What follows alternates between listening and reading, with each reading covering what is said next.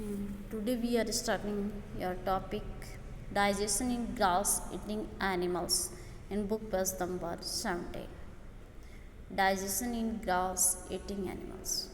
Have you observed cows, buffaloes, and other grass eating animals chewing continuously even when they are not eating? Have you observed? क्या आपने कभी observe किया है कि cow, buffalo and other grass eating animals, मतलब जो घास खाने वाले एनिमल्स को आपने चुविंग करते हुए, कंटिन्यूस टू चुविंग करते हुए देखा है? या आपने जब वो कुछ नहीं खा रहे उस टाइम देखा है? Actually they quickly swallow the grass and store it in a part of the stomach called rumen. क्या करते हैं वो जल्दी से निगल करके घास को क्या करते हैं कि वो स्टोर करके अपनी, मतलब कहाँ पे, स्टमक के एक पार्ट में स्टोर करते हैं जिसको बोलते हैं रुमेन। जो घास खाते हैं ग्रास ईटिंग, उसके बाद में क्या करते हैं वो घास को स्टमक के एक पार्ट्स जिसमें क्या करते हैं स्टोर करते हैं। स्टोर करना उसको बोलते हैं रुमेन, वो पार्ट है rumen. Here the food gets partially, देखिए partially digested and is called cuts. उसका कुछ अंश है वो डाइजेस्ट होता है, उसको बोलते हैं cuds. But later the cud returns to the mouth in small lumps and the animals chews इट। देखिए बाद में क्या करते हैं कि वो माउथ में वापस उसको कहाँ लेके आते हैं, कहाँ लेके आते हैं, एनिमल्स माउथ में लेकर के आते हैं और उसको फिर चूविंग करते हैं, चूविंग करने का काम करते हैं। This process is called rumination. वो जो प्रोसेस कहलाती है वो रुमिनेशन, मतलब जो ग्रास लिया एनिमल ने वो तो होता है रुमेन, ठीक है, वो पार्ट है रुमेन। और वो पार्ट जो प्रोसेस, मतलब रुमेन से वापस कहाँ माउथ में ले आते हैं, वहाँ पे चुविंग का काम होता है। उस प्रोसेस को बोलते हैं रुमिनेट्स, ठीक है, रुमिनेशन। और जो जुगाली करने वाले जंतु, मतलब उसको देखिए जो दीज एनिमल्स आर कॉल्ड रुमिनेट्स। और जो इस तरीके से जुगाली करते हैं, मतलब माउथ में ले जाने के बाद चुविंग का काम करते हैं, मतलब जुगाली का काम करते हैं, जुगाली का काम करते हैं, तो इसलिए उसने एनिमल्स को बोलते हैं रोमिनेंट्स। जुगाली करने वाले जंतुओं को क्या कहते हैं, रोमिनेंट्स कहते हैं।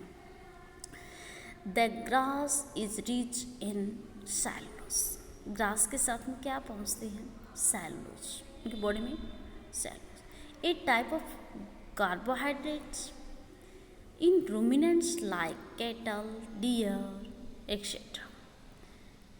देखिए जो कैटल और डियर, इनमें देखिए ये जो रुमिनेंट हैं इनमें भी देखिए एक सेलुलोज है, वो एक क्या है, कार्बोहाइड्रेट की टाइप होती है। जैसे bacteria present in rumen helps in digestion of cellulose. देखिए बैक्टीरिया है उसमें भी देखिए रुमेन होता है जो कि हेल्प करता है किसके, सेलुलोज की डाइजेशन में। Many animals including humans cannot digest cellulose, जबकि इनमें इंक्लूड अगर करें ह्यूमन बॉडी को तो वो क्या नहीं करते हैं, वो सेलुलोज को डाइजेस्ट नहीं करते हैं। Animals like horses, rabbit etcetera have a large sac like structure called caecum between the esophagus and the small intestine। कि एनिमल है जिनमें देखिए अपन हॉर्सेज हैं, रैबिट है, ये जो रखते हैं ये क्या रखते हैं, एक मतलब सैक लाइक स्ट्रक्चर होती है, बड़ी एक लार्ज सैक लाइक स्ट्रक्चर होती है जिसको बोलते हैं सिक्कम। क्या बोलते हैं, सिक्कम। वो होती कहाँ पे हैं, ये ओसोफेगस और स्मॉल इंटेस्टाइन के बीच में होती है। ओसोफेगस और स्मॉल इंटेस्टाइन के बीच में होती है, ठीक है। The cellulose of the food is digested here by the action of certain bacteria which are not present in humans। देखिए जब फूड डाइजेशन होता है तो यहाँ पे देखिए निश्चय ही बैक्टीरिया, देखिए ह्यूमन बॉडी की तरह ही यहाँ पे बैक्टीरिया से प्रेजेंट नहीं होता है। So far you have learn about animals which possess the digestive system, but there are many small organisms which do not have a mouth and a digestive system. So far you have learned about animals, इसलिए आपने animals के बारे में सुना है। क्या सुना है कि विच possess the digestive system, but there are many small organisms which do not have a mouth and a digestive system. तो देखिए एनिमल्स में ऐसा नहीं मिलता है। Then how do they acquire and digest food? In the section below you will learn another interesting way of food intake. देखिए वो नीचे की साइड में क्या करते हैं, उस फूड को लेते हैं। इस कंडीशन में आपने समझा सेलुलोज का पाचन किस में होता है, एनिमल्स में होता है। देखिए ऑसोफेगस है और देखिए स्टमक के पास में एक पार्ट होता है जिसको रुमेन बोलते हैं। ठीक है, ये है रुमेन और ये पार्ट आपको पता है यहाँ पे माउथ में वापस से ये भेज देता है ग्रास को। वहाँ पे देखिए चुविंग का काम करते हैं एनिमल्स, तो इसको लेके रुमिनेशन जो प्रोसेस चलते हैं उसको बोलते हैं रुमिनेशन, और ऐसे करने वाले एनिमल्स को बोलते हैं रुमिनेंट। ये किसका पाचन करता है बेटा, किसका डाइजेशन करते हैं, ये सेलुलोज का डाइजेशन करते हैं। क्या करते हैं, सेलुलोज का डाइजेशन करते हैं। दिख रहा है बिल्कुल। लार्ज इंटेस्टाइन पीछे की ओर दिखाई दे रही है, स्मॉल इंटेस्टाइन आपको दिख रही है। ये था आपका रुमिनेंट एनिमल्स का। Feeding and digestion in amoeba. Feeding and digestion in amoeba.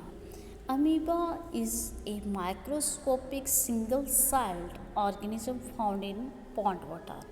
देखिए आप अमीबा को माइक्रोस्कोप से देख सकते हैं, जो कि एक सिंगल सेल्ड मतलब यूनिसेलुलर बता सकते हैं ना, सिंगल सेल्ड एनिमल होता है जो कि सिंगल सेल्ड ऑर्गेनिज्म मतलब उस जीव एक ही सेल से बना जीव होता है, जो कि कहाँ मिलता है, पॉन्ड वाटर में मिलता है, तालाब के पानी में। Amoeba has a cell membrane.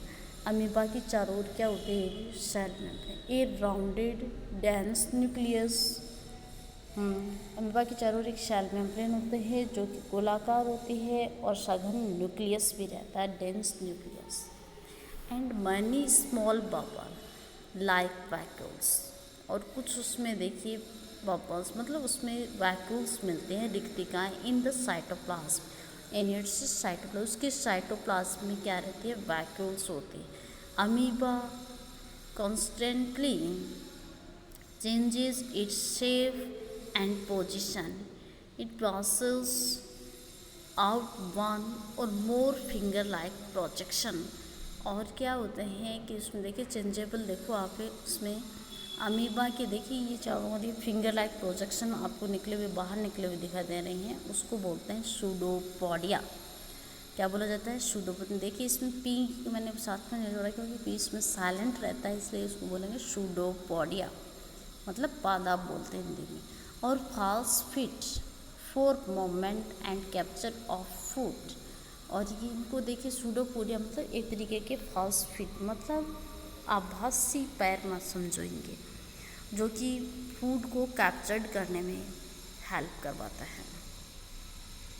Amoeba feeds on some microscopic organisms. Amoeba ये फीडिंग करने के लिए अपनी माइक्रोस्कोपिक ऑर्गेनिजम्स माना जाता है।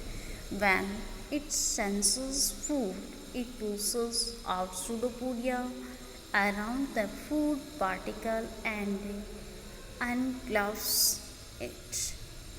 The food becomes trapped in a food vacuum।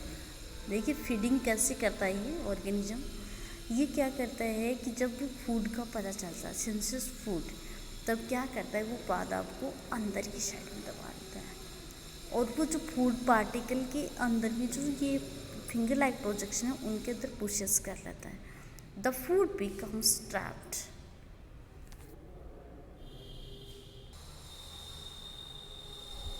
Amoeba feeds on some microscopic organisms when it senses food. It pushes out pseudopodia around the food particle and enclaves it. The food becomes trapped in a food vacuole. और जो food है वो trapped कर लेते हैं किसमें, food vacuole के अंदर. Digestive juices are secreted into the food vacuole. फिर देखिए जो वैक्यूल के अंदर है तो उसमें देखिए डाइजेस्टिव जूस है वो सीक्रेट होता है. They act on the food and break it down into simpler substances. फिर वो क्या करता है कि उसमें से देखिए कॉम्प्लेक्स फॉर्म से सिंपलर फॉर्म में उसको तोड़ देता है. Gradually the digested food is absorbed. और उस डाइजेस्टिव फूड को फिर अब्जॉर्ब कर लेता है. The absorbed substances are used for growth. हाँ, अब्जॉर्ब्ड सब्सटेंसेस जो अवशोषित सब्सटेंस है वो ग्रोथ के लिए यूज करते हैं. Maintenance and multiplication. The undigested residue of the food is expelled outside by the vacuum. जो undigested residue मतलब undigested अवशेष का जो रूप है फूड का वो देखिए किसके द्वारा, वैक्यूल के थ्रू एक्सपेल्ड आउटसाइड कर दिया जाता है. The basic process of digestion of food and release of energy is the same in all animals. Basic process of digestion तो उसका मेन आधार यही बनता है जिसकी वजह से वो एनर्जी रिलीज करते हैं. इन later chapter you will learn about the transport of food absorbed by the intestine to the various part of the body. फिर क्या होता है कि फूड का ट्रांसपोर्टेशन मतलब जब अब्जॉर्ब करने के बाद में इस देखिए the intestine to the various part of the body के विभिन्न पार्ट में उसको भेज दिया जाता है. फूड अब्जॉर्ब करने के बॉडी के वेरियस पार्ट में भेज